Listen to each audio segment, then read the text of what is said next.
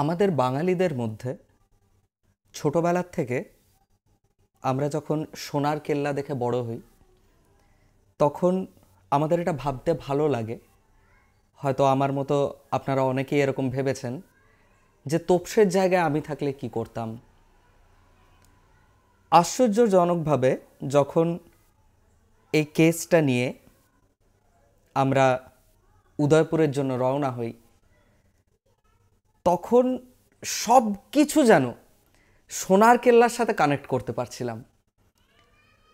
সেই আমরা জয়পুরে যাচ্ছি, সেই জাতিস্বরের গল্প, সেই পূর্বজন্মের খোঁজ। হ্যাঁ, এখানে কোনো ভিলেন ছিল না, এটাই যা আমাদের একটা অ্যাডভান্টেজ ছিল। অতএব জটায়ুর সাথে তোপসের সাথে ফেলুদার যে মরুভূমির মধ্যে চেজ করা, তারপরে উটের পিঠে চড়ে একটা দুর্ধর্ষ অ্যাডভেঞ্চার, সেরকম আমাদের সাথে কিছুই হয়নি। তবে আমাদের কাছে অ্যাডভেঞ্চারটা এর চেয়ে কিছু কমও ছিল না। তার কারণ we were so close of to be the next version of Sonar Kella. যখন উদয়পুরে গিয়ে পৌঁছাই, উদয়পুরের যে হোটেলটাতে আমাদের থাকার ব্যবস্থা হয়েছিল সেখানে গিয়ে বাড়ি থেকে নিয়ে গেছিলাম প্যাক করে ফেলুদার মতো একটা শাল, সেরকম একটা শাল জড়িয়ে, জানুয়ারির শীতকাল, শাল জড়িয়ে নিজেকে ফেলুদা ভাবতে বিশাল আনন্দ হচ্ছিল। তার সাথে সাথে এরকম একটা চিন্তাও ছিল যে কালকে আমরা কি দেখব, কালকে আমরা কি জানবো, এই সমস্ত। তো অলমোস্ট একটা সোনার কেল্লা ভাইব নিয়ে আমরা আমাদের কাজে নেমে পড়লাম। ওখানে গিয়ে যখন আমরা জগৎ গ্রামের অম্বিকা মন্দিরের খোঁজ করলাম তখন ওখানের লোকরা খুব ভালো করে একটা কিছু বলতে পারলো না। তার কারণ বুঝলাম যে এই মন্দিরটা খুব একটা ফেমাস নয়, মানে মানুষ দূর দূরান্ত থেকে শুধু জগৎ গ্রামের অম্বিকা মন্দির দেখার জন্য কেউ ওখানে যায় না।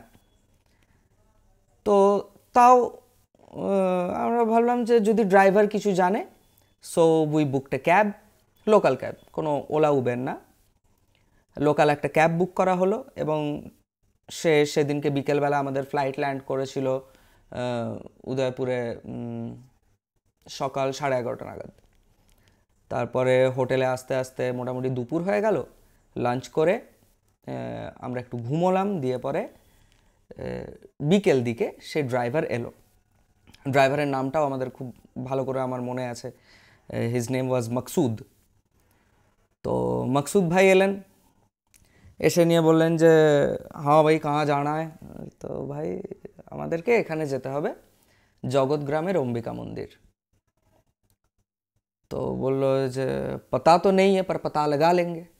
আমি বলি হ্যাঁ, খুব ভালো কথা, আমাদের কাছেও গুগল ম্যাপ আছে, তোমার গাড়িতেও গুগল ম্যাপ আছে, তুমি দেখে দেখে চলে যাবে। সে বললো ওকে, নো প্রবলেম। পরের দিন ভোরবেলা, ভোর 4:30 সময় আমরা হোটেল থেকে রওনা হলাম জগৎ গ্রামের অম্বিকা মন্দিরের জন্য। পথে যাওয়ার পথে উদয়পুর ছেড়েছি সবে, তখন একটা পেট্রোল পাম্পে মকসুদ ভাই পেট্রোল নিতে দাঁড়িয়েছে। এবং ওইখানে যারা পেট্রোল দেয় তাদের সঙ্গে লোকাল ড্রাইভারদের একটা জানাশোনা থাকে, ওদের একটা পরিচিতি থাকে। তো সেই পরিচিতিটা লাগিয়ে হয়তো সে জিজ্ঞেস করলো যে ইয়ে লোক, এরা জগৎ গ্রামের অম্বিকা মন্দির যেতে চায়, তো তোমার কোনো আইডিয়া আছে ওটা কোথায় পড়ে? আমার কোনো পরিচিত জায়গা হলে খুব ভালো কথা। তো সেই রকম একটা সূত্রে হয়তো সে জিজ্ঞেস করলো। তো ফরচুনেটলি যে ভদ্রলোক আমাদেরকে পেট্রোল দিচ্ছিলেন আমাদের গাড়িতে, তিনি জানতেন এই অম্বিকা মন্দিরের নাম। এবং তিনি ওনাকে বললেন, ওনাকে কিছু একটা বললেন। We saw a huge satisfaction in the face of Maqsood and he was like, oh ওই মন্দিরটা। তারপরে সে গাড়িতে এসে বসলো, we paid the guy at the petrol pump and Maqsood ভাই আমাদের গাড়িতে এসে একটা অদ্ভুত কথা বললো, যেটা আমার খুব স্পষ্ট মনে আছে ঘটনাটা। বলছে, আচ্ছা आप लोगों को कंगना वाला मंदिर जाना है। আমি বলি कंगनावाला मंदिर কোথা থেকে এলো? বলছে अरे वो जगतग्राम का अंबिका, वो कंगनावाला मंदिर है। कंगनावाला मंदिर আমি আমি এখনো বুঝতে পারছি না হোয়াট ইজ कंगनावाला मंदिर। ব্যাপারটা কি, বলিউড অ্যাক্ট্রেস কঙ্গনা রানাওয়াত ওই মন্দিরে বাৎসরিক পুজো দিতে আসেন এবং ওইখানের লোকেদের ধারণা যে উনি ওনার কুলদেবী। সো আমি কোনোভাবে ব্যাপারটা ম্যাচ করতে পারিনি, তার কারণ কঙ্গনা রানাওয়াত আমি যতদূর জানি উনি হিমাচলের মেয়ে। জগৎগ্রামের অম্বিকা মন্দির কী করে ওনার কুলদেবী হলো? হতে পারে হয়তো রিলোকেট করেছেন, হয়তো দেশের বাড়ি এদিকে, হতে পারে। So we were not very serious about this Kangana incident. তো যত আমরা এগোতে থাকি পথে, তত গুগল ম্যাপ আমরা আর আস্তে আস্তে ভালো করে দেখতে পাচ্ছি না, বুঝতে পারছি না, তার কারণ নেটওয়ার্কের অবস্থা খুব খারাপ। We were on roaming. আর আস্তে আস্তে এমন একটা জায়গাতে এলো যে আমরা একদমই নেটওয়ার্ক পাচ্ছি না, কারুর ফোনে নেটওয়ার্ক নেই, জিপিএস অবভিয়াসলি তাহলে কাজ করছে না। আমি জানি না কারণ ওটা কখন হয়েছিল, কারণ ওদিকে মোটামুটি নেটওয়ার্ক ভালোই থাকে, খুব একটা খারাপ থাকে না। হতে পারে আমাদের বেঙ্গলের সিম স্টেট চেঞ্জ করবার জন্য, হতেই পারে, নট এ বিগ ডিল। তো যখন গুগল ম্যাপ ছিল না তখন কি মানুষ নতুন জায়গায় যেত না? অবশ্যই যেত। কারণ মানুষকে জিজ্ঞেস করে করে we got to the traditional way.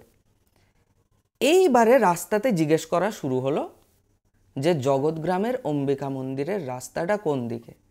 যেই শোনে সেই বলে कंगनावाला मंदिर जाना है, इधर से जाइए, कंगनावाला मंदिर जाना है, इधर से जाइए। যাচ্ছি যাচ্ছি যাচ্ছি, মোটামুটি সকাল 7:10। সূর্য তখনও ওঠেনি। ভারতবর্ষের অনেকটা পশ্চিমে আমরা আছি এবং আমাদের এখানে বাংলাতে, পুরুলিয়াতে যে সময় সূর্যোদয় হয় তার অনেকটা পরে সূর্যোদয় হয় ওখানে। তো যখন 7:15 তখনও ভালো করে সূর্য উদয় হয়নি, হালকা হালকা হয়তো ভোরের আলো ফুটছে, এরকম একটা পরিবেশ, চারিদিকে কুয়াশা, ঠান্ডা, শীত। আস্তে আস্তে একটুখানি মোবাইলে টাওয়ার এলো, তো জিপিএস খুলে দেখা গেল যে আর হয়তো 15 কিলোমিটার্স জগৎগ্রাম থেকে। We are on the right track. একটা তেমাথার মোড় এলো, 3 দিকে 3টে রাস্তা গেছে, সেই তেমাথার মোড়ের মাথায় একটা চায়ের দোকান। এই ভিডিও শেষে আমরা সেই চায়ের দোকানদার যিনি ছিলেন তার সঙ্গে আমরা ওখানে একটা বাইট নিয়েছিলাম, সেই বাইটটা আমরা এই ভিডিওতে আমরা অবশ্যই অ্যাড করে দেব। So stay tuned for the complete story. ওনার মুখ থেকে আমরা শুনবো ওই মন্দিরের সম্পর্কে। এবারে ওইখানে গিয়ে মোটামুটি জগৎগ্রাম থেকে মোটামুটি 15-16 কিলোমিটার দূরে গিয়ে পরে যখন আমরা জিজ্ঞেস করছি যে এই মন্দিরে যাব, প্রথমবার আমরা কিন্তু আর শুনলাম না যে कंगनावाला मंदिर, না, উনি কি বললেন, वो भूतों का मंदिर। Okay, now it's getting interesting. वो भूतों वाला मंदिर মানে, वो भूतों का मंदिर মানে ভূতের আবার মন্দির হয় নাকি? আর আমরা তো এসেছি পাস্ট লাইফ রিগ্রেশনের কেস নিয়ে, হঠাৎ করে কেসটা প্যারানর্মাল হচ্ছে কোথার থেকে? বলছি যে ভূতোं का मंदिर তো পাতা নেই, তবে আমরা এতক্ষণ ধরে শুনে এলাম ওটা कंगनावाला मंदिर। हाँ हाँ, कंगना रनावत आती रहती है, वो भूतों का मंदिर है। আচ্ছা, ভূতোं का मंदिर কীরকম এটা তো জানতে হচ্ছে, তাহলে এক কাপ চাও খেতে হচ্ছে। গাড়ি থেকে আমরা নামলাম, সবার জন্য এক কাপ করে চা বলা হলো। ভদ্রলোক চা বানাতে বানাতে আমাদেরকে গল্পটা বলতে শুরু করলেন। वो मंदिर बप्पा रावल ने बनाई थी। এখান থেকে গল্পটা একদম অন্য ট্র্যাকে আসি একটু। বাপ্পা রাওয়াল ছিলেন 8ম শতাব্দীর সেই মানুষ যার হাত দিয়ে রাজস্থানের মেওয়াড় সাম্রাজ্য তৈরি হয়েছিল। তিনি গুহিলা রাজপুত সাম্রাজ্যের প্রতিষ্ঠাতা এবং এই রাজনৈতিক পরিচয়টা ছাড়াও সাধক মহলে ওনার একটা অত্যন্ত মহত্বপূর্ণ এবং উল্লেখযোগ্য অবদান রয়েছে। তিনি একজন পিশাচ সিদ্ধ ব্যক্তি ছিলেন, একজন ঘোরতর তান্ত্রিক এবং অত্যন্ত উৎকৃষ্ট একজন সাধক। বলা হয় যে বাপ্পা রাওয়াল, যার আসল নাম যদ্দূর আমার মনে পড়েছে কাল ভোজ, ওনার অ্যাকচুয়াল নাম ছিল কাল ভোজ, সূর্যবংশীয়দের মানে শ্রী রামচন্দ্রের যেটা বংশ সেই বংশের ওনারা উত্তরসূরি, এবং সেই বংশের মধ্যেই বাপ্পা রাওয়াল পড়তেন। বলা হয় যে বাপ্পা রাওয়ালের গুরু ছিলেন সাক্ষাৎ মহর্ষি হারিত। মহর্ষি হারিতের গল্প আমরা প্রায় সবাই জানি। মহর্ষি হারিতের উল্লেখ ইভেন বাণভট্ট ওনার কাদম্বরীতেও করেছেন। কাদম্বরীর একদম সুকনাস উপদেশের একদম শুরুতেই কথা মুখে মহর্ষি হারিত, মহর্ষি জাবালির আশ্রম এসব বর্ণনা রয়েছে। এবারে এই হারিতই সেই হারিত কিনা আমরা জানি না, but according to the legend, কিংবদন্তি অনুসারে মহর্ষি হারিতের মন্ত্রশিষ্য ছিলেন বাপ্পা রাওয়াল বা কালভোজ। তিনি মেওয়াড় সাম্রাজ্যের প্রতিষ্ঠাতা। যে অম্বিকা মন্দিরে আমরা যাচ্ছিলাম সেই মন্দিরটি নাকি বাপ্পা রাওয়ালের প্রতিষ্ঠা করা। বাপ্পা রাওয়াল হচ্ছেন সেই মন্দিরের প্রতিষ্ঠাতা। আরও আশ্চর্যজনকভাবে বাপ্পা রাওয়াল নিজে ওই মন্দির কিন্তু প্রতিষ্ঠা করেননি। ওই মন্দিরের ঠিক পাশেই একটি টিলা রয়েছে, যে টিলার ওপর দেবীর একটি ছোট্ট ভব্য মন্দির রয়েছে, যে মন্দিরের পাশে একটি নিম গাছ আছে, এবং ওই নিম গাছ মানে ওই নিম গাছ অর্থাৎ কুলবৃক্ষ আমাদের বাঁকুড়াতেও আছে। বাঁকুড়াতে কোড়ো পাহাড় বলে একটা জায়গা আছে, সেখানেও একদম এই স্ট্রাকচারটাই আছে। একটা পাহাড়, তার ওপরে একটা নিম গাছ, এমন একটা নিম গাছ যার পাতাটা মিষ্টি, যার কোনো ডাল ভেঙে চিবোলে মিষ্টি লাগে, তেতো লাগে না। এই রকম একটা গাছের নিচে দেবী রয়েছেন। আমাদের বাঁকুড়াতে কোড়ো পাহাড়ে যেরকম রয়েছে ঠিক সেই রকম একই স্ট্রাকচার ওইখানে আমরা দেখতে পেলাম। সেই পাহাড়ের ওপরে ওই নিম গাছের নিচে ভগবতী ছিলেন, এবং ওইখানে ভগবতী একা নেই। ওইখান থেকে আরাবল্লীর 7টি শৃঙ্গ দেখা যায় দূরে, এবং ওই 7টি শৃঙ্গে 7 জন দেবী আছেন। ইনি নিয়ে 8 জন অষ্টমাত্রিকা অবস্থান করেন ওই 8টি পাহাড়ের শিখরে, এবং তার একটি পাহাড়ের শিখরে আমরা এখন আমাদের গল্পটা কেন্দ্রিত করেছি। বাপ্পা রাওয়াল ওই পাহাড়ের ওপর ওই নিম গাছের তলায় দেবীর কাছে বসে মহর্ষি হারিত প্রদত্ত মন্ত্র জপ করে সিদ্ধ হয়েছিলেন, এবং সেই পাহাড়ে অতি আদিমকাল থেকে সেই দেবীস্থান রক্ষা করতেন অনেকগুলি পিশাচ। আমি পিশাচ নিয়ে অনেকগুলো ভিডিও করায় অনেকে এই কমেন্টটা করেছেন আমার আগের ভিডিওগুলোতে, যে পূজ্য পিশাচ কারা। এনারা হচ্ছেন সেই পূজ্য পিশাচ যারা দেবস্থান রক্ষা করেন। এটা একটা এক্সাম্পল। তো ওইখানে ওই রকম অনেকগুলি পিশাচ থাকতেন, এবং তারা সেই দেবস্থানকে রক্ষা করতেন।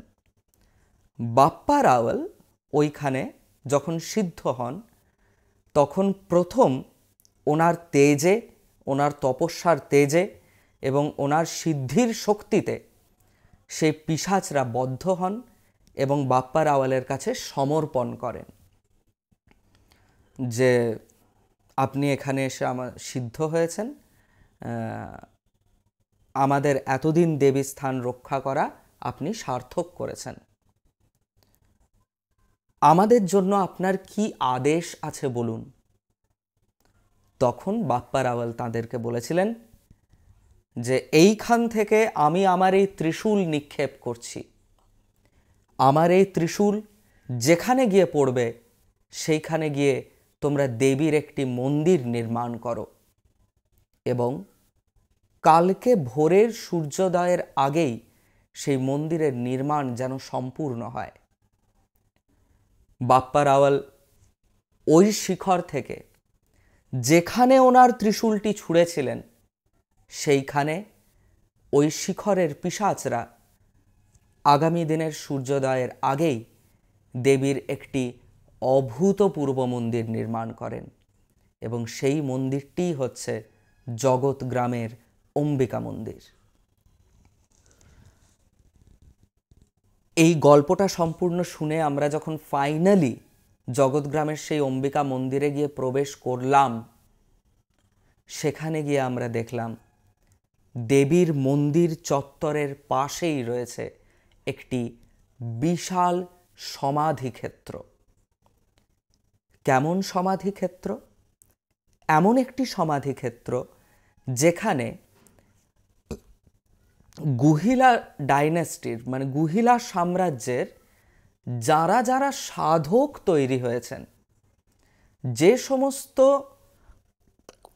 ওই বংশের যারা দেবীর উপাসনা করে সিদ্ধ হয়েছেন, তাদের শরীর ওইখানেই দফন করা আছে। সিদ্ধ সাধক যারা হন তারা অনেক সময় চান না যে তাদের শরীর অগ্নিতে দগ্ধ করা হোক, তারা সমাধি চান এবং সেই প্রাচীন প্রথা মেনেই তাদের শরীর সেখানে সমাধিস্থ করা ছিল। অর্থাৎ কি, একরকম মশান, শ্মশান নয়, মশান, একটি মশান আছে, তার পাশেই রয়েছে দেবীর মন্দির। দেবীর মন্দিরটি অতি প্রাচীন এবং গল্প অনুসারে যা বোঝা যাচ্ছে 7ম শতাব্দীর নির্মাণ। 7ম শতাব্দীর নির্মাণ যদি হয়, আর আমরা যদি এই সম্পূর্ণ পিশাচের গল্পটাকে ভুয়ো ধরে নিই, যদি আমরা সত্যি ধরে নিই যে পরবর্তীকালে 910 খ্রিস্টাব্দে, অনেকে বলেন 910 খ্রিস্টাব্দে, 930 খ্রিস্টাব্দে ওই অম্বিকা মন্দির তৈরি হয়েছিল এবং মহারানা কি আতালা বা এই টাইপের একটা কিছু নাম আছে ওনার, আমার এক্ষুনি মনে পড়ছে না, তিনি এই মন্দিরটি তৈরি করেছিলেন। তো সেক্ষেত্রে আমরা বলবো যদি তাই হতো, তাহলে সেই সময়কার যারা স্থপতিরা ছিলেন, সেই সময়কার যারা আর্কিটেক্টরা ছিলেন, they were very well versed in the scriptures. তারা বিশ্বকর্মা শিল্পশাস্ত্রটা বা ময়মতম ইত্যাদি যে স্থাপত্য শাস্ত্রগুলো আছে সেগুলো গুলে খেয়েছিলেন এবং তারা সেই শাস্ত্রের বাইরে গিয়ে নতুন করে সম্পূর্ণ বিপরীত ধারার একটা মন্দির কখনোই নির্মাণ করতে পারেন না। আমরা যখন গিয়ে দেখলাম, আমরা গিয়ে কি দেখলাম যে দেবীর মন্দিরের সব কিছু উল্টো। Everything, every aspect of that temple is completely reversed। মানে কি, দেবীর প্রবেশদ্বার, মূল ক্ষেত্রে, দেবীর ক্ষেত্রে প্রবেশদ্বার যেটা মূল তোরণ হয়, সেটা আইদার দক্ষিণ দিশাতে থাকবে অথবা পূর্ব দিশাতে থাকবে। আইদার পূর্ব দিক দিয়ে প্রবেশ হবে অথবা দক্ষিণ দিক দিয়ে প্রবেশ হবে, যাবত না সেই মন্দিরের 4টে দ্বারই থাকে। যদি চতুর্দ্বার বিশিষ্ট মন্দির হয়, যেমন জগন্নাথ মন্দির, that's a separate case, but still যখন 4টে দ্বার থাকবে না, যখন একটা দ্বার থাকবে অথবা 2টো দ্বার থাকবে, তখন সেটা কখনোই উত্তর বা পশ্চিম দিকের দরজা তো অ্যাটলিস্ট হবে না। যদি হয়, আইদার পূর্ব দিশাতে থাকবে অথবা দক্ষিণ দিশাতে থাকবে। আমরা গিয়ে দেখলাম ঠিক উল্টোটা আছে। দেবীর প্রবেশদ্বার পূর্ব দিকে নয়, পশ্চিম দিকে। দেবীর প্রবেশদ্বার পশ্চিম দিকে, দেবীর মূল তোরণ পশ্চিম দিকে, দেবীর মন্দিরের সামনে যে যজ্ঞ বেদী আছে সেই বেদীটা কমপ্লিটলি রিভার্স। সেই যজ্ঞ বেদীর মহামুদ্রা পীঠ বিপরীত দিকে আছে।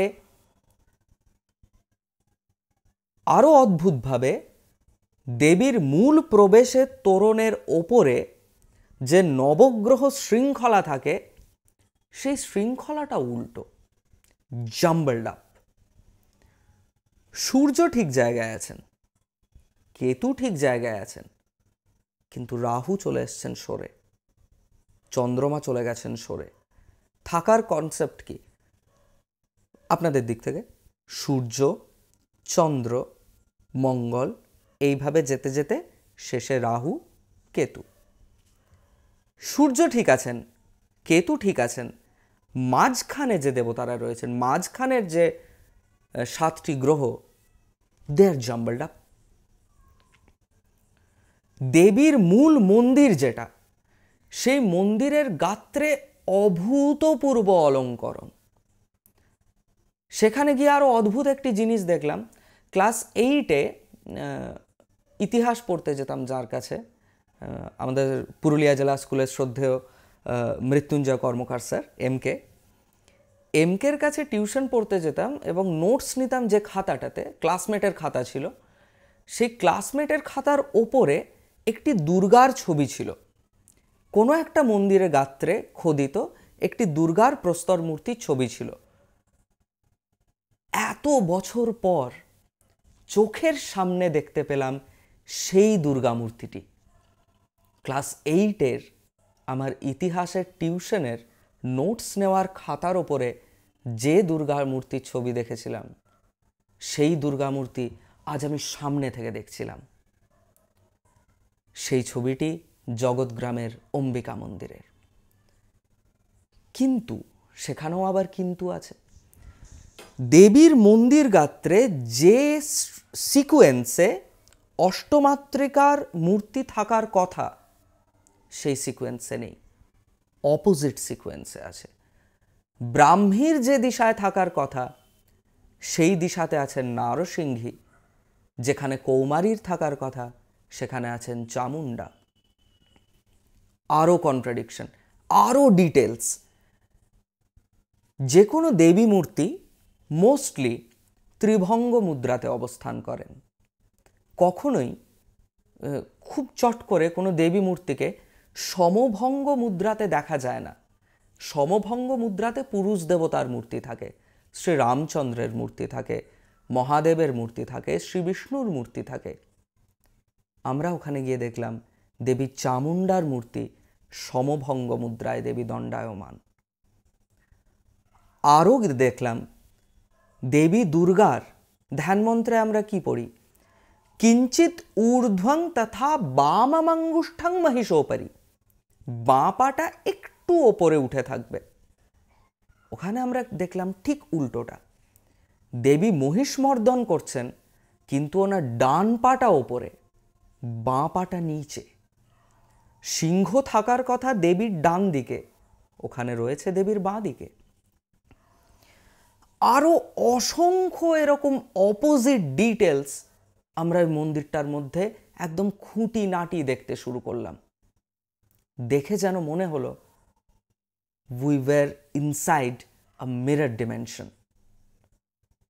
এটা আমাদের কাছে বিশ্বাস করতে একটুও অসুবিধে হলো না যে হ্যাঁ, এই মন্দির মানুষের বানানো নয়, এটা পিশাচদের বানানো। তার কারণ ওরা একটা অন্য ডাইমেনশনে থাকে। সেই অন্য ডাইমেনশন থেকে ওরা সেই মন্দিরটা যখন তৈরি করেছে, অবভিয়াসলি যেটা দেখব it would be a mirror reflection to আস।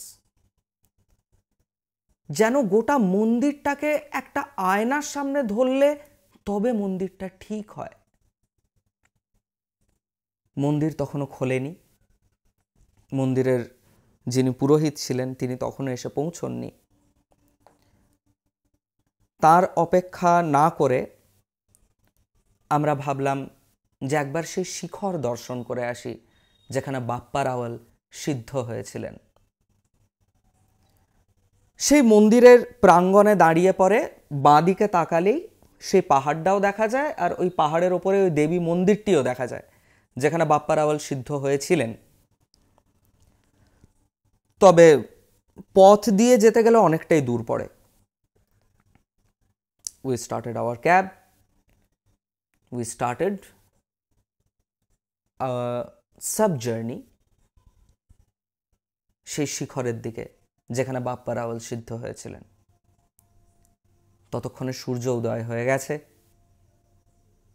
দিনের আলো ধীরে ধীরে ফুটছে, কিন্তু কুয়াশা কাটছে না।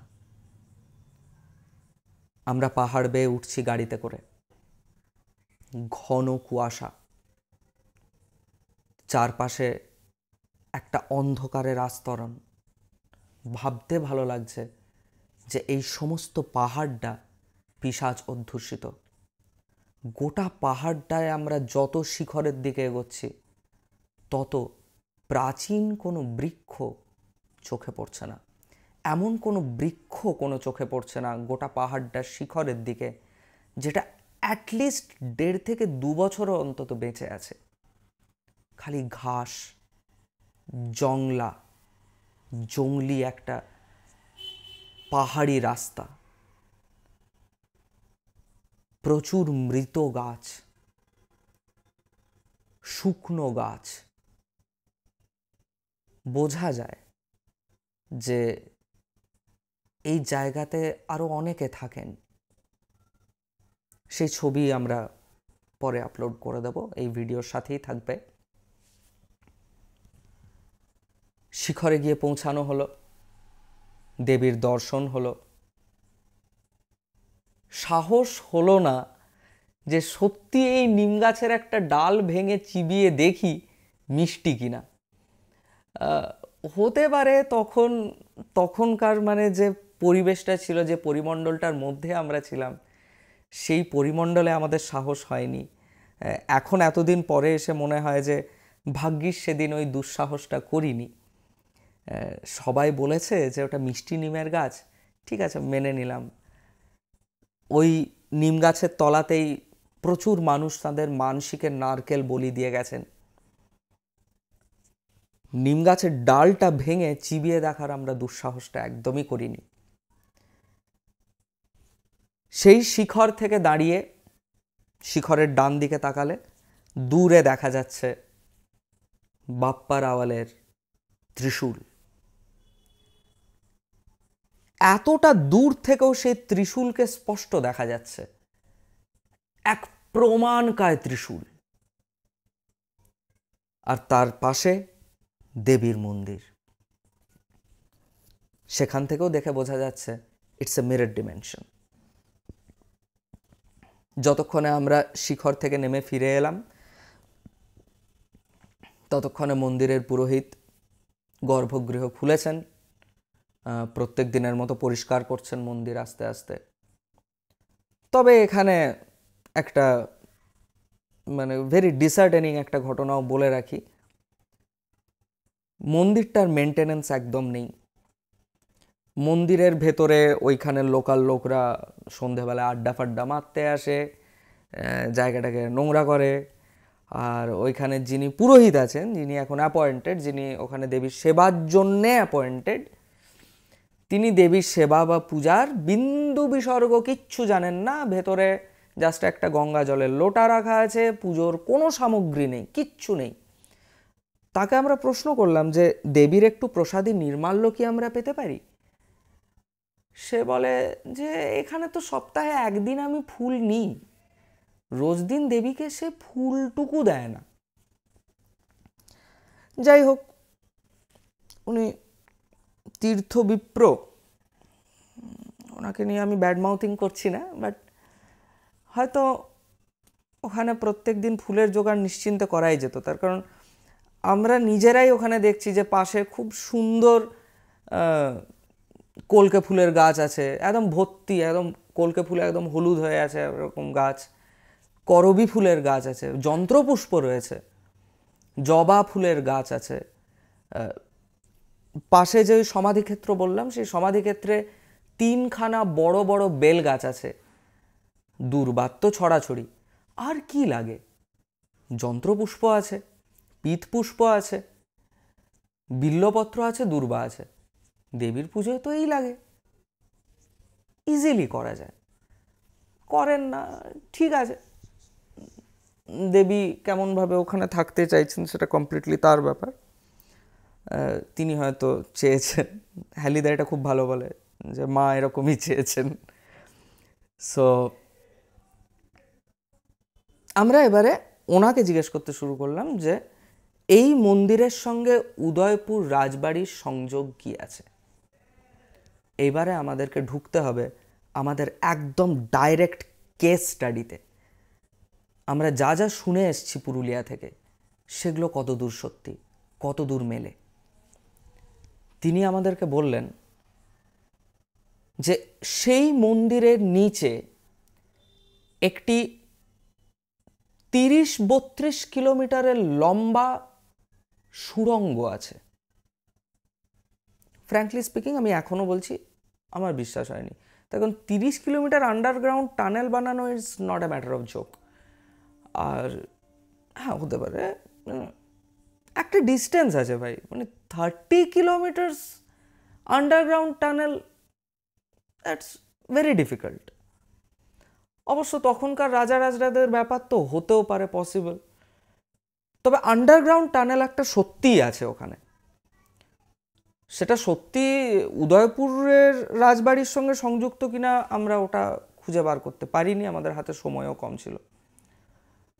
বাট ইট ওয়াজ ট্রু যে ওখানে একটা সত্যি সুড়ঙ্গ আছে, এবং সেই সুড়ঙ্গের মুখটি আমরা 2021-এ পৌঁছেছি। 2014 সালে ওইখানের সুড়ঙ্গটির মুখটি জ্যাম করে দেওয়া হয়েছে। তার আগে পর্যন্ত ওটা ওপেন ছিল। আমরা বললাম ঠিক আছে, সেই সুড়ঙ্গের মুখটি দেখান। যেখানে আমাদেরকে উনি নিয়ে গেলেন সেইখান থেকে দেখা যাচ্ছে দেবীর মন্দিরের চূড়ার 3টি শিখরের ধ্বজা একসাথে এসে মিলছে, আর মনে হচ্ছে যেন একটাই ধ্বজা উড়ছে। মনে করে দেখুন, আমাদের আগের এপিসোডে আমরা যখন হিপনোথেরাপি করছিলাম ছেলেটিকে, তখন সে কিন্তু এই কথাটা বলেছিল, এক মাতা কা মন্দির হ্যায়, 3 ধ্বজ দেখ কে লগতা হ্যায় এক ধ্বজ হ্যায়। অ্যাপ্টলি মিলে গেল। ওই সুড়ঙ্গের মুখে দাঁড়িয়ে, যেখানটা জ্যাম করা আছে অবভিয়াসলি, সেখান থেকে দাঁড়িয়ে দেবীর মন্দিরের চূড়ার 3টি শিখর এক অ্যালাইনমেন্টে চলে আসে, আর দেখা যায় যেন একটি ধ্বজা উড়ছে।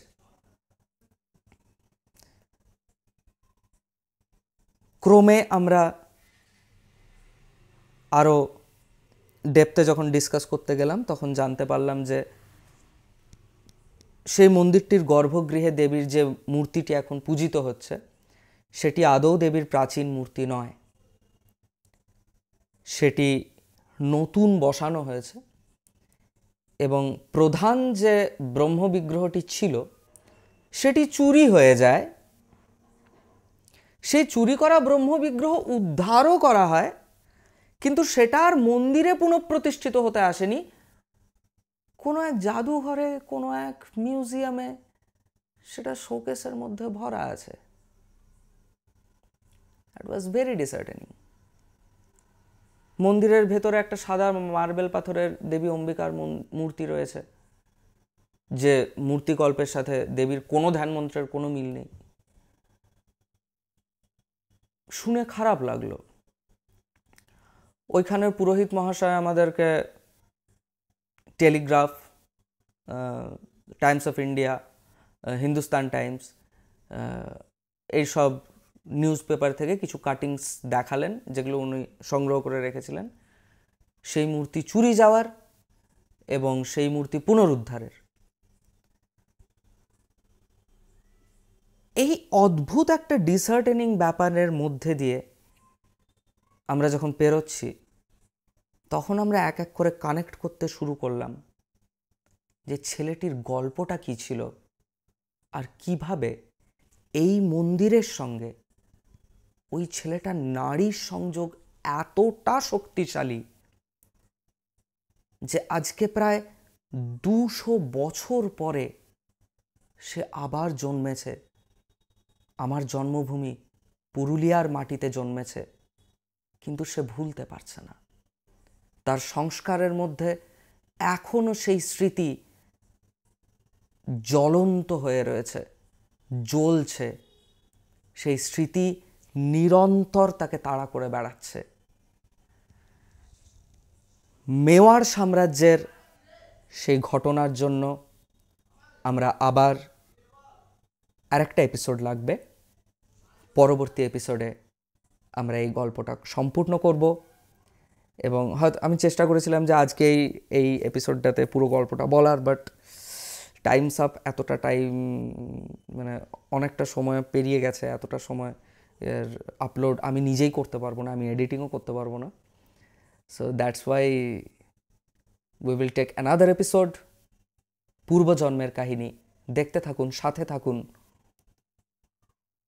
মেওয়াড় রাজবংশের, গুহিল রাজবংশের, Guhila, I don't know what's the correct pronunciation of it, Guhila রাজবংশের পুনর্জন্মের কথা।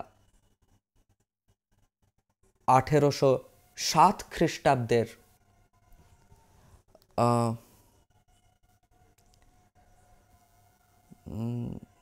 গিঙ্গোলি যুদ্ধ, পর্বতসরের গিঙ্গোলি যুদ্ধের ঘটনা। আপনারা যারা অলরেডি ঘটনাটা জানেন বা এই ঘটনাটা সম্পর্কে পড়েছেন, আই বেট যে আমাদের কাছে যে তথ্য উঠে এসছে সেই তথ্য আপনাদের কাছে থাকবে না।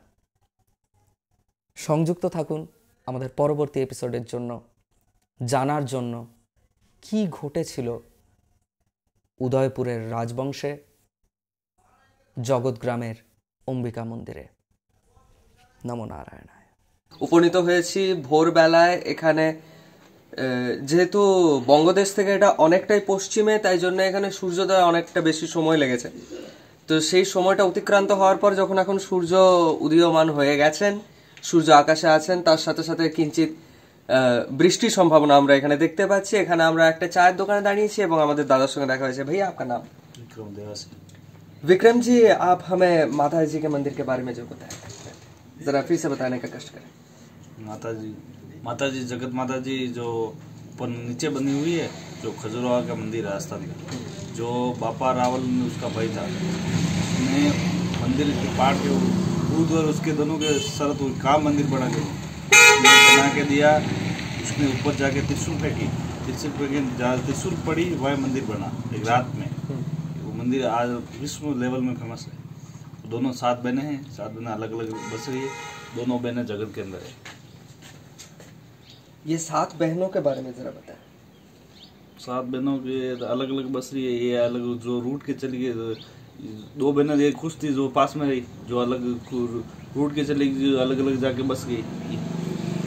बाकी जो माता जी के नाम बता रहे हैं, ये ऐसे विजवा माता है, सोनार माता है, विजवा माता, सोनार माता, हाँ, त्रिपुरा सुंदरी है, इधर क्या बोलते हैं जावर माता है, इडाड़ा माता है, जब माता, हाँ, हो गया 7 तो हो गया। हाँ, जी ये